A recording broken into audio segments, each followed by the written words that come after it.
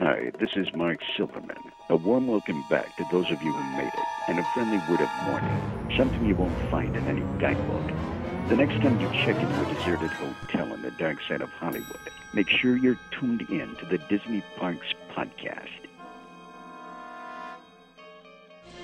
Welcome to the Disney Parks Podcast with your hosts, Tony Casanova from DisneyByTheNumbers.com and Park Hopper John from WDWParkhoppers.com. Keep your hands, arms, feet, and legs inside the podcast at all times. And get ready for the Disney Parks Podcast.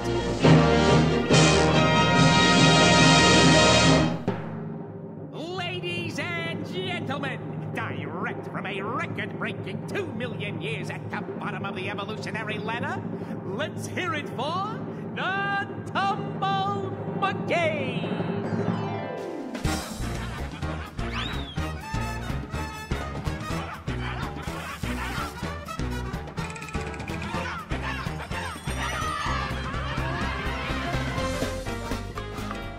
Well, hello, everybody, and welcome to the Disney Parks Podcast. My name is Park Hopper John. I come to you from WW Park Hoppers. Joining me, as always, is the incredibly talented, the Stephanie McMahon Helmsley to my Triple H, the Chewbacca to my Han Solo, the Princess Leia to my awkward relationship with Luke Skywalker, Tony Casanova from Disney by the Numbers. Welcome to Monday this week. We are hot on...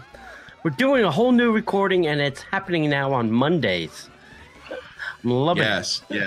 Yeah. We decided that we weren't going to try to kill ourselves to record on Tuesday. Crazy us. And then throw it out on Wednesday. Yeah. Hey, here's an idea. Why don't just move it to Monday, and then we'll have Tuesday. Exactly. Yeah, brilliant. So for those of you who have made the transition with us, thank you. But every Monday night at 8 o'clock, we record live on blab.im. All you really need is a Twitter account. You can log into Twitter, then go over to blab.im. You can pop right on and watch Disney Parks Podcast record live, warts and all. Or go to DisneyParksPodcast.com/live, and you can watch us from there. And you don't need a Twitter account. Hey, this show is sponsored by our good and awesome friends at themeparkconcierge.com.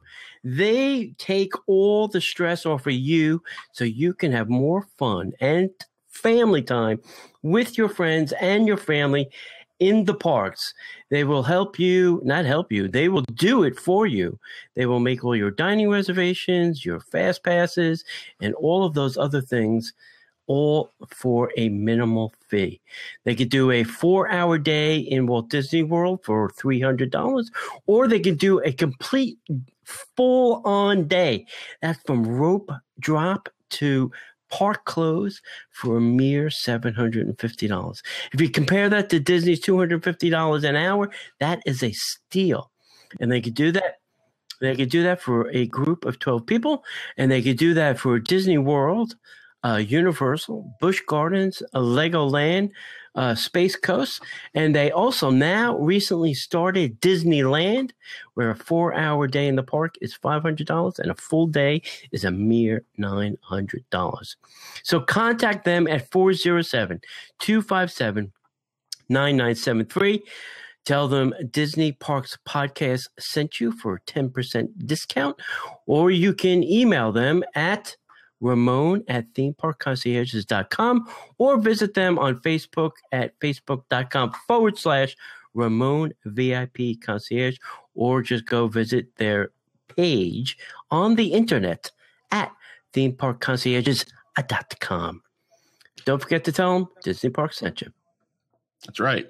And we're very excited because our friends over at diningatdisney.com, Kristen and Big Bubba and Al John and the whole crew over there have released their brand new Epcot dining guide. We're so excited for them because, honestly, one of the most overwhelming parts of planning at Walt Disney World and planning a vacation can be the dining issues. You know, there are more than 300 restaurants and snack locations, but the guys over at diningatdisney.com's Epcot Dining Guide is designed to make it easier for you to plan your dining days at this incredible theme park. In the guide, you're going to find everything you need to research, plan, and enjoy your Epcot dining experience. And this way, once you arrive at the park, you'll have nothing to worry about.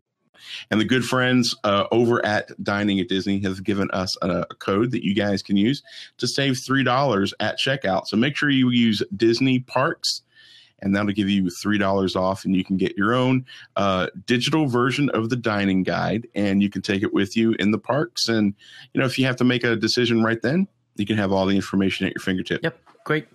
And she does an ebook, and it is awesome. The nice thing about that, too, is you can take it with you in the parks. Just load it up on your phone. You can use like a Kindle reader to read that PDF file and or the EPUB file, and you're off and running. So you can take that book with you. It's a great tip that I like to tell people. You don't have to worry about, you know, trying to memorize it. Hey, we got a couple meetups coming up, John. First up is going to be April 23rd at 6:30 p.m. for the brand new spanking new show Smell of the Rivers of Light. We're going to meet at the Yak and Yeti Cafe and then head over. From what I'm hearing right now, the show is expected to start around 8:30 p.m. From what we have a news story about this a little bit later. So 6:30 may be a good time. We can maybe grab a little bite to eat, a little egg roll to go or something like that. Because there's a little nice outdoor eating area. We can do, you know, something and grab something. I also am hearing that there's going to be 2 shows per night to start. We'll have to see if that's true, if those rumors are actually true. Hey, I also got more information on May 14th. You know, we're going to have this Let's Go Fly Kite. And I'm telling you, you have to come to this. It is going to be spectacular. We are giving away free kites to everybody that comes, at least 1 kite per person, depending on how many kites we get.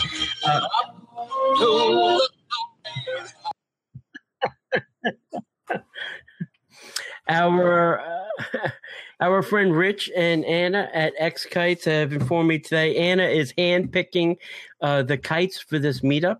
She is a Disney nerd, so she's going to make the selection herself so that we get only the best kites of Disney, Lucas, Marvel, and all of those great kites that you're going to want. So May 14th, check out our Facebook page. We'll make sure that we'll link it up in the show notes with directions and parking. I hope to get out there this weekend to check out the space and everything and make sure that we have pretty detailed instructions so that nobody is, trying to find us. Heck yeah, it's going to be a lot of fun. So those should be good meetups. So the last little bit of news we want to tell you is Disney Parks Podcast is working diligently to get out to every places that you will find podcasts. Like we're on iTunes. We would love for you to review us. Let us know how we're doing. Give us some stars there. But you might want to use something else like, like Stitcher. We're on Stitcher Radio, and we are working to get on board with the Google podcast player. As soon as we get approved for that, we'll let you know. But you can find us over on Stitcher Radio. Love to see you over there. And that's just another way that we can bring the Disney awesomeness to you guys. So check us out over on Stitcher Radio. And now, Disney Parks Podcast News. This week we have a lot of really good news coming up about things that are going on in the parks. And the first thing is Sounds Like Summer concert series is right around the corner. We're very excited. 3 new acts are going to make their Sounds Like Summer concert series debut at Epcot. Bands playing tribute to the music of Fleetwood Mac, which I'm jacked up about. Love Fleetwood Mac. Tina Turner and Bruce Springsteen. I'm sure that Tony's not interested in that at all. Are going to be part of the 7-week event at World Showcase at Disney's Epcot. Now, the Sounds Like Summer concert series returns to American Gardens Theater starting around June 5th. The lineup will include, now remember, entertainment is always subject to change. June 5th through 11th is Don't Look Back, a tribute to Boston. June 12th through the 18th is Hotel California, which is a salute to the Eagles. June 19th is going to be the Fleetwood Mac tribute band called Rumors. June 25th to July 1st is Simply Tina, a tribute to Tina Turner. July 2nd is Staying Alive, a tribute to the Bee Gees. July 10th through 16th is, God, if this was a video podcast, it'd be hilarious. July 10th through 16th is Bruce in the USA, a tribute to Bruce Springsteen. And July 17th through the 23rd, DSB, a tribute to Journey. Don't Stop Believing, DSB. So that'd be great. Performances are Go ahead. Okay. It stinks like summer. Well, I think this line is pretty good. It stinks performances like are included with your regular Epcot admission. Showtimes, as of right now, are scheduled for 5:30, 6:45, and 8 p.m. Daily. So that'd be awesome. I'm looking forward to a good chunk of these. I could probably do without the Tina Turner thing. I love Tina. Her music is great. I don't know if I want to see somebody acting like Tina. I'd rather see Tina. These other groups are usually, all of these are endorsed by the people that they're copying or what is the word? Attributing. They're sending up. So that'd be cool. An homage. Yeah. Homage to.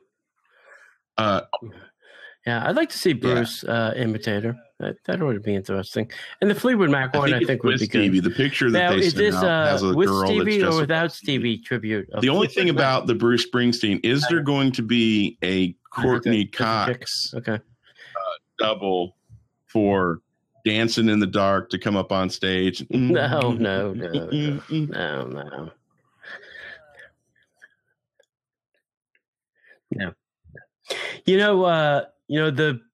The Billy Joel tribute guy. I think I told you his story. Billy Joel hired the guy. He now runs his band. I did not know that. He's now the band director. So So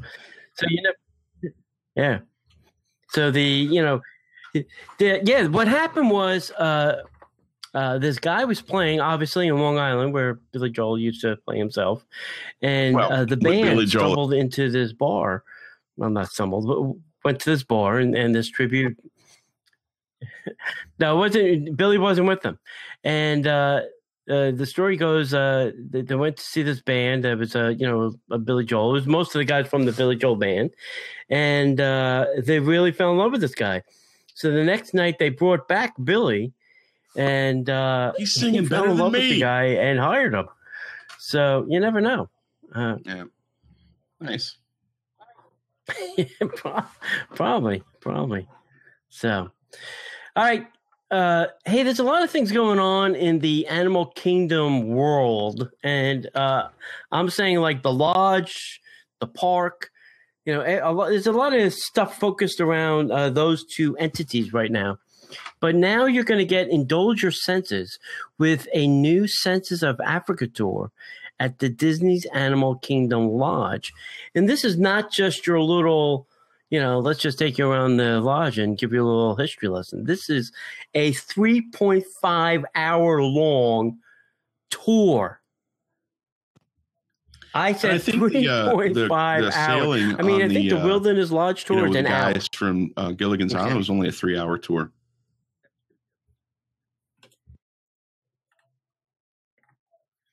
That's true too. So a typical tour will begin with a unique twist on breakfast at Boma, flavors of Africa, followed by encounters with animals such as alpaca. I've never even heard of it. A giraffe, ostriches, red river hogs. I dated a couple of them. That should be interesting. And this tour, what? This tour will hit all 5 senses. So, taste, you will start your exploration with breakfast chock full of exotic things like try the pap, a tangy porridge-like dish from South Africa, or a booty, dude.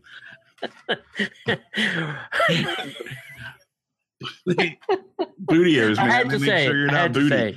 I was going to say something else, but I figured let's start with that. Yeah.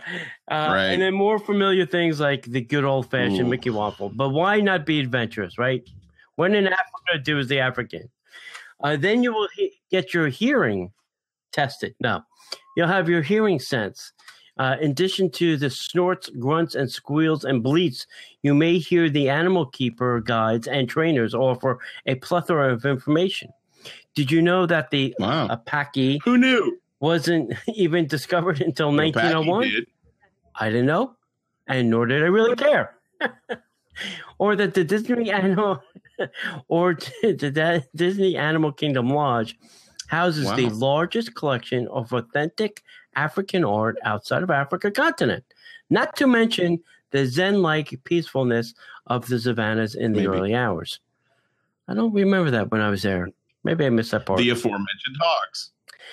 Then we'll move on to the sense of smell. A visit to Boma. Yeah. A visit to Boma, the flavors of Africa, is a buffet of delicious scents and spices. On the savannah, get a whiff of the hay or the browse, leaves, tender shoots, and other soft vegetation. Right. Which all the grow smell on of the property. hay. The animals dine on these things all day long. Then you have the sense of touch. Here's something you don't always get to do. Select from vegetables, mealworms, and other favorites to create enriching treats for a group of young red river hogs. Then watch them playfully discover and devour the delights of you. Just hide them for them. This is great copy, written very well. Then you'll have the sense of sight. Of course, everywhere you look, from the authentic garb of the cast members from Africa, the color palette of textures from the Jamba House, to the magnificent, intricate fur and feather patterns that express the eyes of the animals. These are the sights to behold of a lifetime. If you would like to do this tour, it is a mere $249 per person. It starts April 5th, tomorrow, so better hurry up. I know people are going to be lined up out the door for this. Call 407-WTW-TOUR. $249 for a tour of the resort. Or you can use that money and breakfast. Buy a room, right? Couldn't you get a room for that? Dear departing Tom Staggs. And then just walk around. Yeah, you could probably get a room for less. Yeah.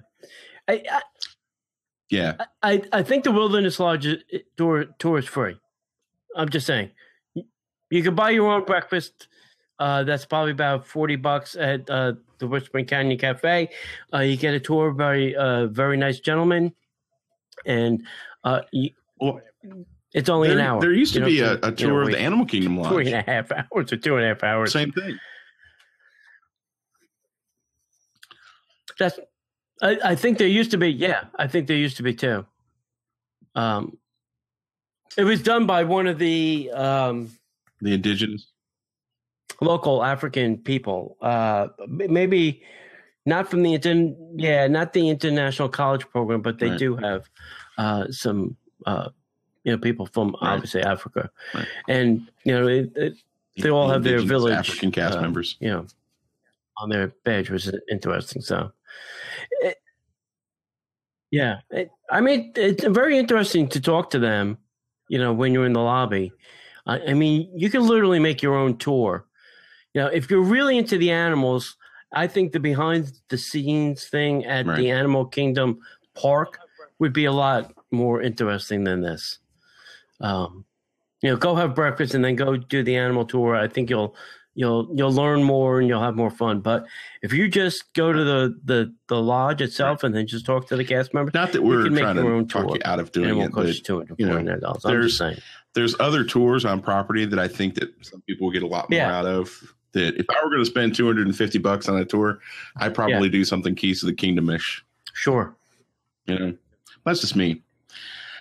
So, it's very exciting because the Disney California Adventure Food and Wine Festival has started, and Disney has released something very, very awesome that they're going to have. Disney legend, that's right, he's a legend, everybody. Look this up. Kurt Russell will be making a special appearance at the Disney California Adventure Food and Wine Festival.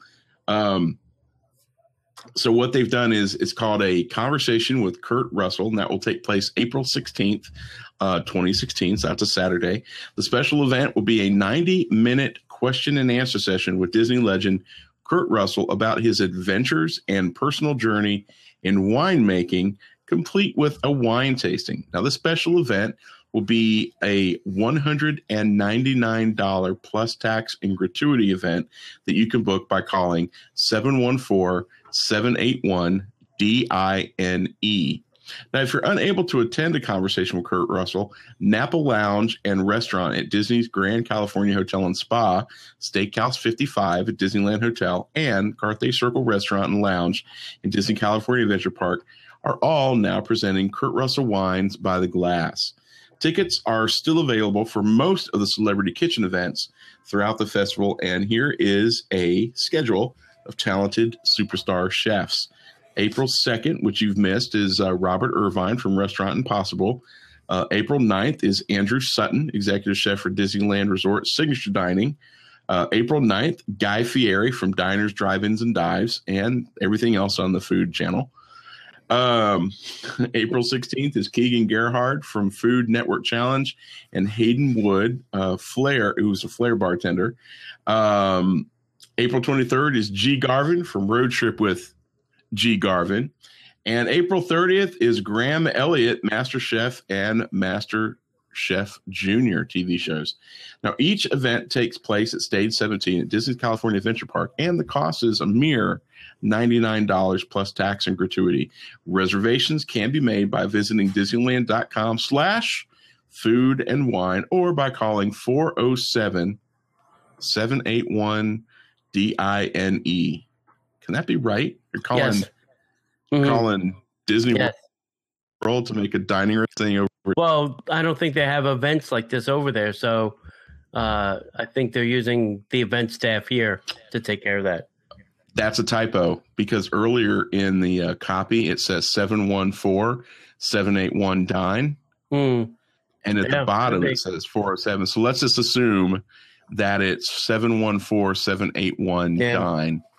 And if it's not right, then you can use the 407 area code. But I bet you dollar to a donut, it's 714, and it was a typo on Disney's part. And this price of $199 makes me believe that our signature events will now be going up to $199, because they've previously been $179. So this is forecasting what our signature events are going to be in the fall. Here's hoping, Disney. Thanks. Eat on the cheap at Disney's Food and Wine Festival, buddy. You cannot eat on the cheap. Yeah, it's making, me and Rick, used to do a bunch of these, and now the price points just become impossible to do a bunch of these. We now have to select, maybe one, maybe two, and, right. Bail out. So that's sad. And I think to some degree, outside of the money-making aspect of it, which is the driving force, I firmly believe that. That's kind of a perk for Disney. Yes. Because now, more people can come to different events, because, you have to pick and choose the ones that you really want to come to, as opposed to you and Rick would do 3 or 4. Yeah. It's always the same people. You could spread the wealth a little bit. Well, basically, the wealth can spread themselves, because it's really the only people who can afford to go. Yeah. But still being positive. I want to stay positive. Yeah. For years we did Robert Irvine every time. And last year we didn't do him because there were new people that were here that, may not return.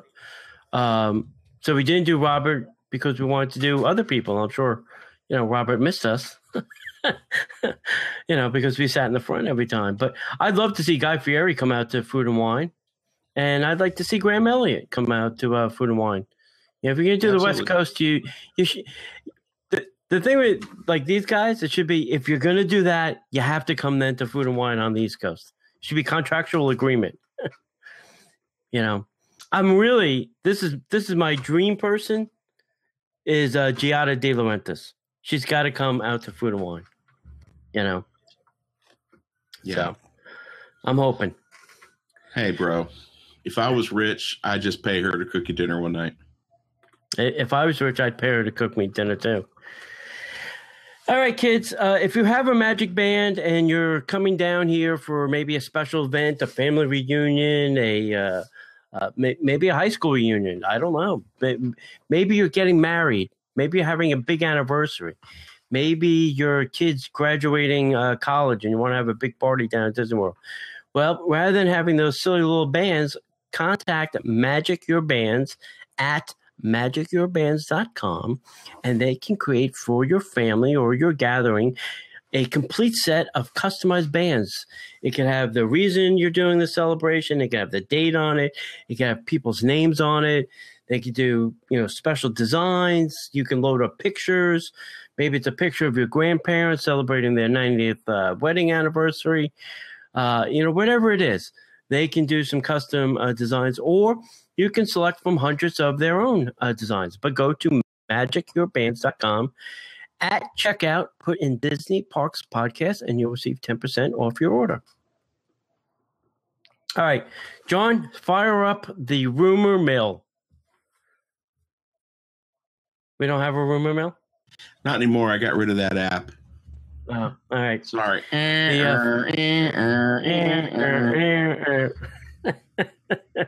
That's what I call a podcast on a shoestring budget, my friend. That's right. We can overdub the real audio in later. Yeah. All right. There's some rumors about the River of Light, which I kind of hinted about earlier.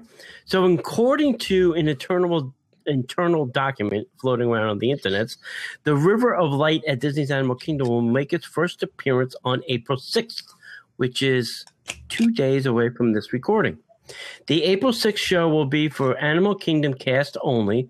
All other Walt Disney World cast members will have access to preview shows on April 8th, 9th, and 12th, and the 13th. Maybe we should start calling some of our cast member friends and see if they can get us into one or some or all of those. Do we look like Ricky? I don't know. I can look like Ricky.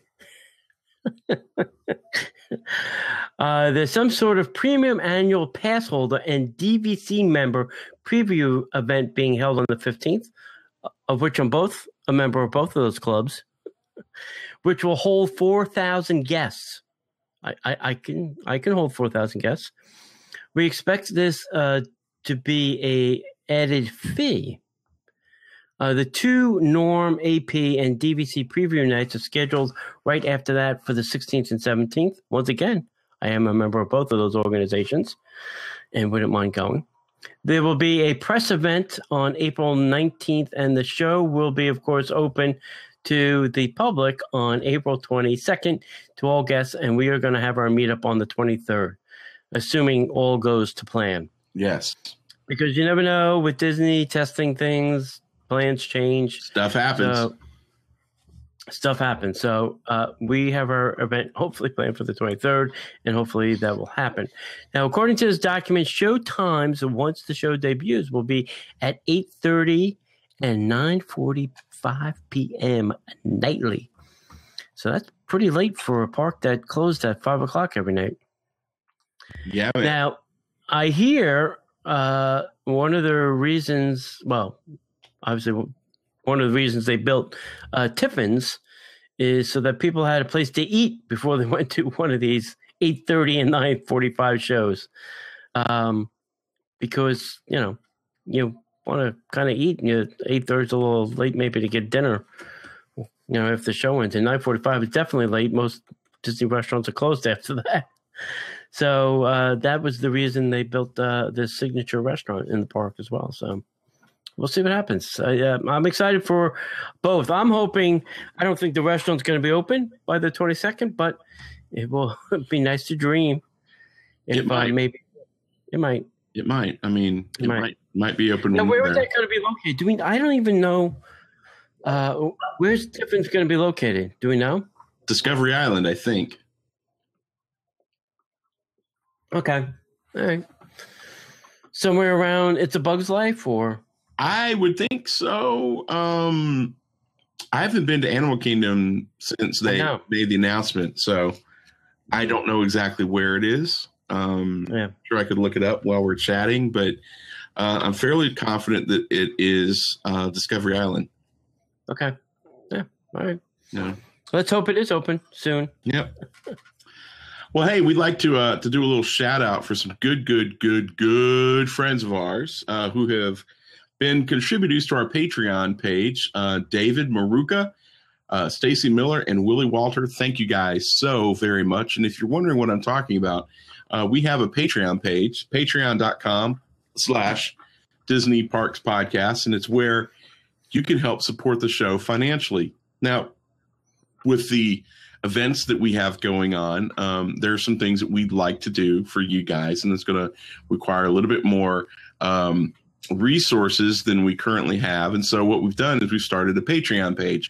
So you can go over to patreon.com/Disney Parks Podcast, and each month you can help support us financially.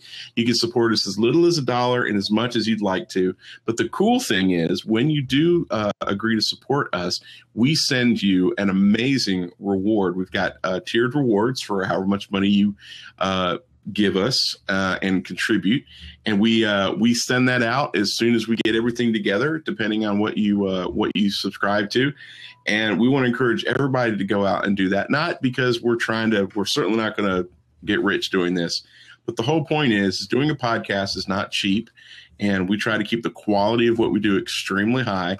And we're just to the point now where we need a little bit of help. So if you guys wouldn't mind helping us out, we certainly would appreciate it. And thank you guys who are already Patreons. We love you. We appreciate you. And we will do our dead level best to earn everything that you guys support us with. So speaking of Tiffins, I'm going to jump right off of our discussion and jump into a new article that just came out. The newest Walt Disney World table service restaurant is part of the biggest expansion in Disney's Animal Kingdom history, Tiffins, in the park's Discovery Island area. That's going to open this summer with dishes inspired by the world travelers of the park creators.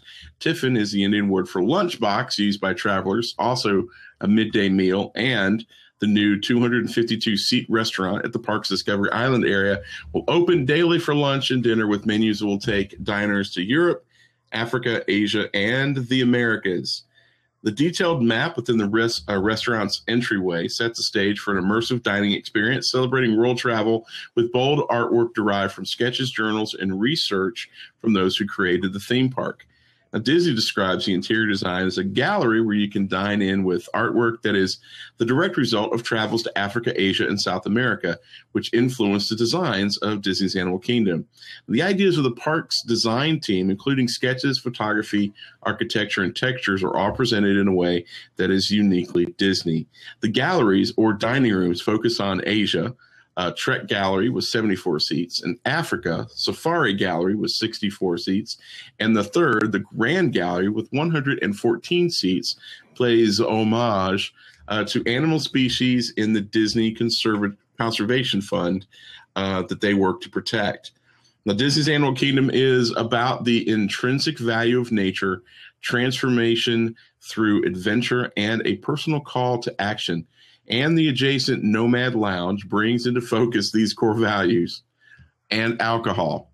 With beautiful waterfront views, the lounge focuses on storytelling and also on guest travels, with large banners as artistic representations of answers to travel questions written on the perimeter wall. For instance, what do you always do when traveling? Drink. Or what was your most adventurous moment? So I'm looking forward to this. I do notice in the artwork that the animal designs for the wall look very similar to some of the animal designs in the new Rivers of Light. You know, kind of geometric shape. Yeah. I noticed that the elephant in the artist rendering looks very similar to one of the floats that they have in the new Rivers of Light show. So I think they're very coincidence. I think not. I'm smelling Joe Rohde's hand at work. Yeah, he probably does. Yeah, listen. I hope Disney does this right. You know, a signature restaurant in any of the parks, I think, helps the park. Obviously. I like the fact that this will be open for lunch and dinner and not just dinner. You know, it's not going to be, well, we're just going to get you, dinner and then get you to the show and then get you out of the park. I like that it'll be open for lunch. I think this park needs a place for lunch right now because there's a lot of things that are still under construction. And there is another restaurant opening over in Avatar Land, I believe, once that happens too. So I think they're going in the right direction with this, finally. Wow. It may be actually a park I go to. That's what you're going to say. It sounds like you're starting to have an admiration for the off-maligned Animal Kingdom Park. Hey, dinner and a show, I may be there once or twice a week. Or when it's cooler. Month. Yeah. Well, no, because I'll just run in for dinner and a show and then leave.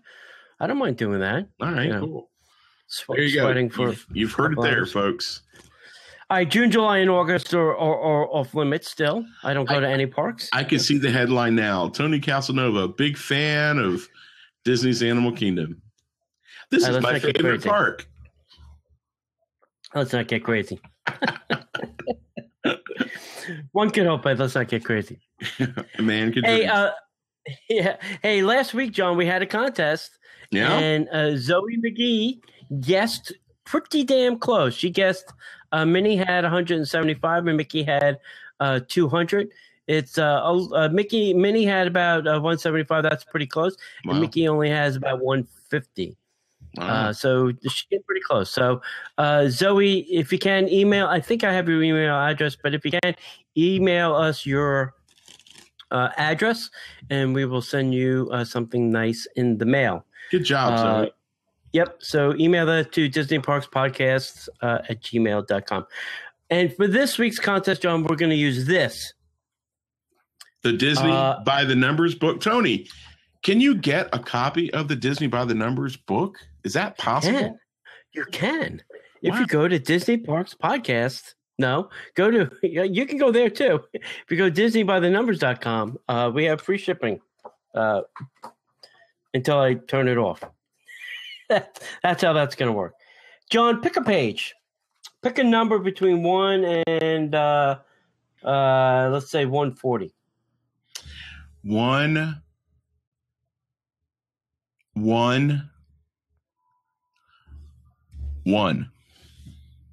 All right, well, 111. 111? 111. All right. So people that have this book, this may help you because John said 111. We're going to go to page 111. I'm going to pick a fact and then we'll have a contest. Oh, excellent. Okay.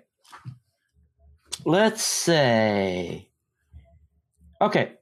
Let's see here. Okay. Colorado Springs has a pool, John. You mean Coronado Springs? Yeah, that one. What did I say? Colorado. Coronado. One's a state, one's a country. Okay. They have a pool. It's called the Dig Site. Yep. If you can tell me how many gallons are in that pool typically on the average day, the closest person without going over, we will send you something. And this is how we're going to do it this week, kids. Rather than emailing us, we are going to make a blog post with this question. We're going to make a blog post. I am. Mm-hmm. I am. We're going to make a blog post with this question, and you can comment there in the blog post with the correct answer, and that's how we will gather up the answers this time. Now, ask the question one more time. Okay. Coronado Springs has a pool. It's called the Dig Site. Yes. Tell me how many gallons, closest person without going over. I don't want it in inches. I want it in gallons. How many gallons are in the pool? All right. We will send you something. Go to 63 gallons. Close.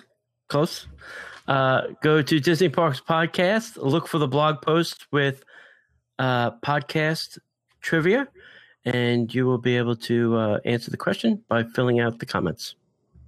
Excellent. Right? That's how we will do it from now on until I come up with a better way. All right, kids, heading over to Epcot, our famous game that everybody can play in Epcot. Every park seems to have some sort of little game to keep the kids occupied. Well, Agent P has a new way to play this. You can now play it on your smartphone without having to carry around that stupid little thing they give you.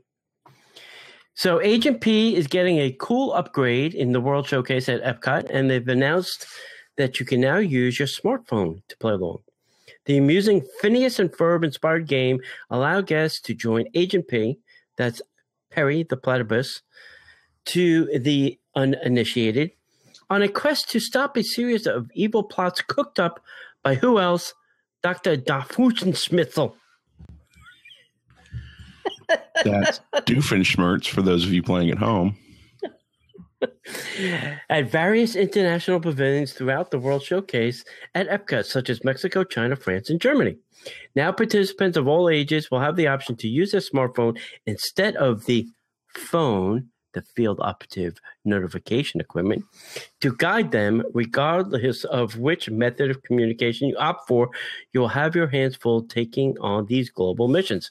To get started, guests will have to seek out a recruitment center either at the Odyssey Bridge, that's on the entrance to World Showcase, or at the International Gateway over kind of by England.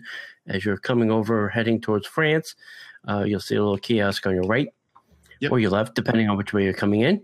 Yes. And then you'll sign up there, and they will tell you how the game will operate. So that's cool. I don't know how many of these things walk out of the park because you really don't have to give a deposit or anything. You don't have to leave your name, your driver's license. You just go up, and they hand you the thing, and you walk away. Mm-hmm. So I'm sure some of these things accidentally leave the park. Right. I don't know what you would do with it once you got it home. Maybe. I hope that once it leaves the park, it just goes as loud as it possibly can until the battery wears out 4 days later. That would be a great thing. Great deterrent. Just turn it into a siren. On the monorail. Yeah, on the monorail. That'd be funny. Yeah. WW Plantoons in the chat room says it winds up on eBay. I wonder how much one of those goes for on eBay. What do you think a fair price is for that? $1.99. $1.99 to own an actual piece of Disney property illegally? I'm sure it's probably more than $1.99, my friend. This makes me now want to go there and just walk out with one. Former security guard busted at Epcot for stealing a phone, Phone. A $3.99 prop from Disney. Yeah, that'd be great. Yeah, we'll have to Google that later and find out how much those are selling on eBay for. Wow, I just saw the next piece of news that you're going to read, and I got really excited. Ooh, that's cool. I missed that. Hey, guys, we have an update for you. For those of you who really do love the smell of old fish grease and carpet, those days are going away, my friends, because Fulton's Crab House is going to close for refurbishment in April. This is happening. If you don't come now, you've already missed the closing of Lights, Motors, Action Stunt Show. It's gone. It's gone. It's dead to us. Never happened again. For those of you who've been paying attention, that's kind of, for those of you who've been paying attention, thanks, Disney. A lot of new great restaurants have recently been announced at Disney Springs. In addition, some of the restaurants that have been staples of the shopping and dining district have been getting upgrades to their menus as well as the aesthetics. Well, another long-standing Disney Springs restaurant will be going down for a lengthy refurbishment soon. Fulton's Crab House is going to close April 4th, today. As we record this, it's done. It's done. It's 9 o'clock as we record this. That restaurant, das kaputt. There's going to be more plates and knives and stuff taken tonight than ever. Yeah. Almost as many as there were when we were there for the closing of California Grill. Yeah, exactly. Yeah. So when the Riverboat designed restaurant reopens, it will feature a brand new interior that includes the modern yachting theme, as well as a rooftop lounge that will overlook Disney Springs. There will also be an outdoor waterfront bar featuring a build-your-own fish boil and private dining areas. Nice. The menu will also see, very nice. The menu will also see a small change. However, the table service location will still feature fresh seafood and steaks. Specialties will include an oyster shucking bar, a Florida stone crab, and Alaskan king crab, steaks and chops, as well as classic and curated cocktails. There's no official reopening date. However, the restaurant is expected to open in the fall. What year? We don't know. Yeah, I think it's going to be this year because it will be. Yeah, the people that own this, own the Wolfgang Express and Portobello's. And what I'm also hearing, too, the rumor about Portobello's, once Fulton is back from their rehab, Portobello's will go down for their rehab. And what I'm hearing about the Portobello one is the outdoor dining. If you're looking at Portobello's, there's outdoor dining to the right. That will actually become part of the restaurant. And then they're going to build more outdoor dining off the back of Portobello's. So that's kind of like boathouse-ish where you can sit outside and kind of, take in the lake area. Right. So I hear that, what's going to happen there. But I guess the company that owns these didn't want to take both restaurants down at the same time. They won't be making any money. I'm sure they still have to pay rent. I'm sure Disney doesn't give them a refund. No, you're not getting off on that. No. This has been something that's been needed. It's very dated. So when they open this up, it'll be a breath of fresh air. Plus, if they're adding new things like the oyster shucking bar, Park Hopper says going to lose her mind if she finds that out. Mm-hmm. The bar that's going to be at the top overlooking Disney Springs, that's much needed. Some really cool space to hang out. It's a different setting, and you've got elevation there because it's 3 or 4 stories above the water. So I think that's going to be great. The food's been okay. If they revise the menu, if you could do a build your own fish boil, that'd be nice. I'm so down with that. Our buddy Mark from Savannah, God, can you imagine what he's gonna be like coming down doing a fish boil? You, me, and Mark and Rick hanging out doing a fish boil. Yeah, sign us up. Good stuff right there. Yeah, it's gonna be good. Yeah. I always liked that place. It kind of creeped on the expensive side. Especially when with crab legs, obviously, or some filet mignon kind of dinner, and then you can have a combination of those two things, and it really went crazy. But I thought the fish was always good there, And I really, what was it? The mussels? They had mussels, and the wine sauce I thought was off the hook crazy. So, right, lots of good memories. Yeah. But we ate there. Yeah, we ate there. Yep. Okay, if you're a Joe Rohde fan, and I know there's a lot of them out there, he's giving away his earring collection. No, I'm kidding. Joe Rohde on April 22nd will take part in a very special signing with Walt Disney Imagineer and the portfolio creative executive, Joe Rohde, who will be on hand to sign specifically created artwork as part of the Disney Conservation Fund. Joe Rohde will appear April 1st from 1 p.m. No, Joe Rohde will appear on April 22nd from 1 p.m. to 2 p.m. at the Discovery Trading Company, previously known as the Disney Outfitters, at Disney's Animal Kingdom theme park. Please see wristband distribution guidelines and the signing. We'll put a link up to that. Right. Joe will sign the new coffee table book titled The Disney Conservation Fund, Carrying Forward a Conservation Legacy, which he contributed to. 100% of the proceeds from the sale of the Disney Conservation Fund, Carrying Forward a Conservation Legacy book, will be donated to the Disney Conservation Fund. Nice. So this is, Joe Rohde doesn't do a lot of signings. Mm-mm. And there's a whole wristband distribution that's going to happen for this. I think you have to get it like early in the morning. I think you have to be there like at 9 o'clock, which means people will be camping out probably somewhere, in front of the park or in the parking lot. Wristbands will be given out. I think assigned times, return times will be handed out, and then you'll have to come back during that window to get your book signed. You're going to have to buy the book. I think he's only, from what I read, only signing the book and nothing but the book. So, don't bring anything else. He's not signing your boobies or your arm or, whatever else.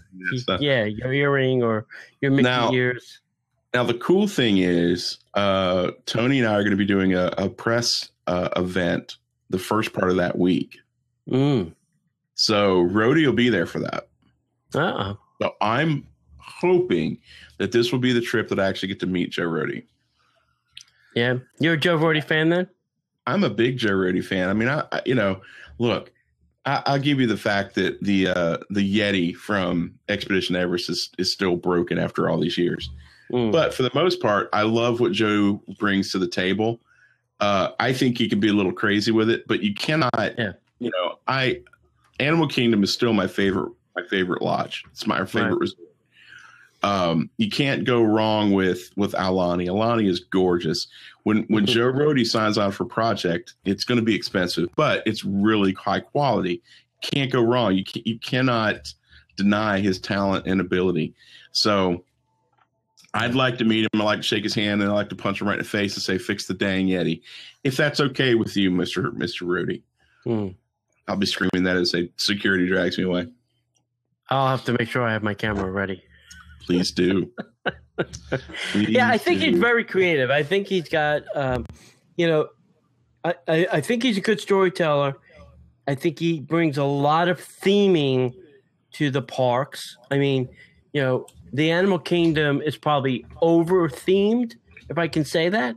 I mean, there's a lot of stuff going on in that park. There is not a blank space anywhere that doesn't have something that is telling the story, should be part of the story. It is just, there was a lot of stuff. I forgot how many props. I'll have to look at my book, but there are a lot of props in Expedition Everest. It was something like in the thousands that are in just that one attraction. Yeah. So it's crazy. I mean, yeah, I heard the rumor that they went into like a couple of villages, and they basically was like, "We want to buy your village. We'll take them all and your children. We want to buy your little girls." Yeah, that's a Blues Brothers reference, by the way. That's not a sexist comment. Just in case it's a Blues Brothers thing. Anyway, I'm old. That would be interesting. Maybe we will get to see a Joe Rhodey sighting. If we don't get to, I may do this. I'd like to meet Joe. Buy the book. Why not? Unless the book's like $66, and I'd be like, yeah, you could probably buy it on Amazon. Maybe you can buy it on Amazon. I'm going to take him a copy of my book and say, "Hey, look, I'll trade you. I'll sign your book. You sign my book." Yeah. Is that fair? That's fair. Yeah. Yeah. Which we start the book. Those of you who don't know what I'm talking about here, let me show you. Hang on. You pimped your book. I'll pimp my book. Disney Bucket List, which you can find over at www.parkhoppers.com. And, we've got this. Hey, look. Jerk. We've got a special going. Actually, I'll give you the secret code. If you go to. Wait, let me write it down. www.parkhoppers.com /WDW Tiki Room. Ooh. I was recently interviewed at www.tikiroom.com. Great interview. Please go listen to it. Not because I was interviewed. Don't listen to it for that. Listen to it because Kristen and Aljon are amazing at what they do. And they had some great stories and some great insights. So go check out that podcast. That was a couple weeks ago. So they've got more stuff out. So go listen to that. But I gave them a code. I'm going to give it to you guys. So Disney Parks www.parkhoppers.com /WDW Tiki Room. And you can save $3 on the book and free shipping. Cool. Wow. Good deal. So there's that. All right, cool. So, hey, guys, listener mail. We've got listener mail. Yeah, we never really do this, and I thought I would do that. This person sent a nice email, and I thought I'd share that. I thought we should share it. Yeah, we only share the nice mail here. That we don't share the bad mail. We could share bad mail too. I really don't care. I'd rather not. I just share the. I don't get insulted. I'm very thick-skinned. So we have an email from Terry. Terry writes, and I quote, "Hey guys. My name is Terry. I'm originally from Scotland, but I'm now living in New Zealand." Holy cats. I'm quite new to the world of podcasts. I have recently started listening to you guys. I really love the show. It helps bring some Disney magic to my office. My husband and I will try to get to Disney World every 2 years. It's a lot of O's, way from New Zealand. And we usually stay in the Coronado Springs, or as Tony says, the Colorado Springs, for 3 to 4 weeks. Good Lord have mercy. That's great. And make the most of it when we're there. We're currently saving for a mortgage deposit, so we have to miss their Disney trip. She's making this face. Yeah. So hopefully we'll be able to join one of your meetups next time we are back. Thank you for the podcast. Lots of love, Terry. Terry, thank you so much. That means the world to us. You would listen to us all the way over in New Zealand. It's crazy. Or as I like to call it, the land of Tolkien. Yeah. Hey, listen, if I was flying that far over that many time zones, I would come 3 to 4 weeks because it would take me that long to get acclimated to the time zone change, probably. Jet lag would be a pain. I'll tell you what, Terry, we'll make you a deal. The next time you come, we will try to make sure that we have a meetup around your visit. I think we can fit something in a 3 to 4 week time. I think we can squeeze something in. Yeah. Even if you have one, we'll try and have another one for that visit, because anybody that's going to come that far deserves a good meetup. Yeah. Let us know. We could reach out to some of our other Disney friends. Yeah. Maybe we could make a party of it. Yeah. Make a big old shindig, as they say in the South. All right. There's one piece of news that we did not write down, or I didn't write down because it just popped up this afternoon. I just thought we'd share a couple minutes of it. The New York Times broke the news that Tom Staggs is stepping down. He is leaving Disney. It's a mutual parting of the seas. Disney's going their way, and Tom's going somewhere else. When is this official? I think it's official as of today. Disney did officially announce it, but the story broke today. I think maybe he's going to find a replacement. Maybe he's going to stay on for a little while to get the new person up to speed. But, my opinion is I don't think Tom was right for the job. Hey, I'm going to call it the way it is. I don't think he was right for the job. I think he made a great accountant, a great bean counter. And that's great. But when you're in charge of the Disney parks and you have to make creative decisions on, somebody like Lasseter fits because he's very creative. He's got a creative brain. He can say, this needs to be like this and this needs to be a thing like this. And I don't think Tom fit that. I think he struggled with it. That's my opinion. I don't know. I don't talk to Tom on a daily basis or a weekly basis or even at all. I don't know what, was going through, but from a annual pass holder and somebody that goes to the parks quite often, I just don't think that the parks needed the love that they, deserve. Somebody like Eisner, I keep saying his name. Maybe he should just come back. Maybe Bob should ask Michael to come back. Just you don't have to come back as COO. Just come back and run the parks. Help us run the parks. Oh yeah, he's totally going to do that. I'll just be there to help, guys. I just want to help out. My ass. We'll be trying to get back in that main office quicker than you can say, Tom. He built another park. He was great for the parks. He did a lot of expansion and a lot of things in the parks. I think it was all about the park and the park experience. Correct. And Tom is not that person. With Frank Wells. That's true. So I'll say, see you, Tom. Don't let the door hit you where the good Lord split you. Moment of silence for Tom Staggs. I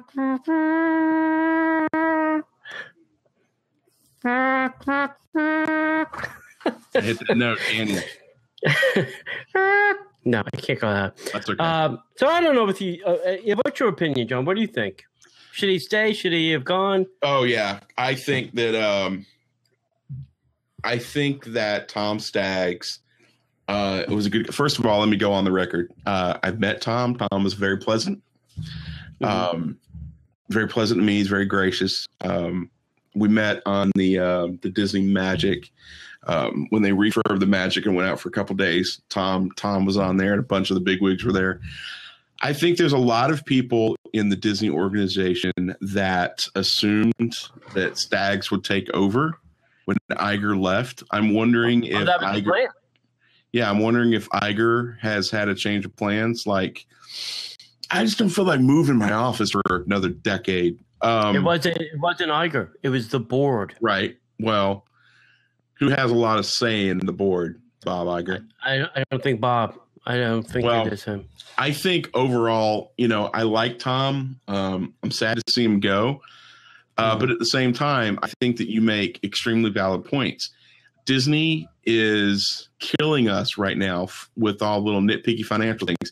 You mentioned something, you glossed over it really quickly in the story, that for the special events for the Rivers of Light preview for the pass holders and DVC vacation members, we expect this to have an added fee. Yeah. Your DVC members, what the hell? We're annual pass holders. What the hell? You have to do test runs anyway. What's the deal? Yeah. No DVC or a pass holder is going to pay to see a preview. You know what they'll do? They'll wait 2 more days and they'll see it for free. Well, yeah. I mean, I understand. We're not going to see it for free. Right. They're going to make an event out of it. I totally understand that. But that whole week, they're going to be doing events. We're going to be at one of them. I totally understand that. That being said, getting back to Tom, I think that if Tom was not on board with the creative direction of the company, he should go. He should go somewhere, and wherever he goes, he'll be amazing. He's very gifted and talented.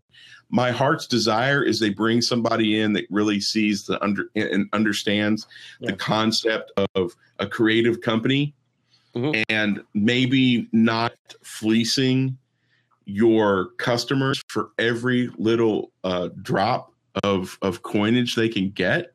And I know that's a company-wide issue right now, but we've talked about for years that Disney's had a plethora of bean counters that seem to be really hurting. Yeah, sucking the life out of the parks. And here's my fear. What if Stags wasn't the bean counter that we think he is? What if he was the opposite? What if the bean counters are now in charge? Wow. Stop and think of that for a second. Now, stop and think about how crazy that sounds and how horrifying that is as an idea.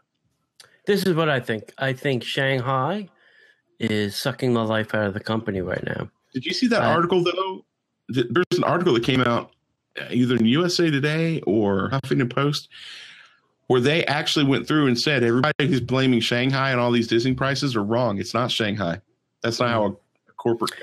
I think that's one piece of the puzzle. The other piece of the puzzle is, I feel people that come to Walt Disney World more so than Disneyland want the ultimate once in a lifetime theme park experience. And I think people are struggling with that experience because of the roadblocks, and I'm putting roadblocks, that Disney has put in place. Fast passes, the My Experience app, having to get dining 180 days in advance. Right. All of those little things and then the price things, I think is making people struggle with. I can't bring my family and have that ultimate theme park experience I used to have. Right. 10, 12 years ago. I'm finding it a tough time to do that now. And I think that's what people are struggling with. I agree. I also know think what it can be or what it should be, and it's not that. Right. I completely agree with you. But I also think there's a systemic problem when they've taken traditions from, a week long, 5 days, down to 3, probably down to 2.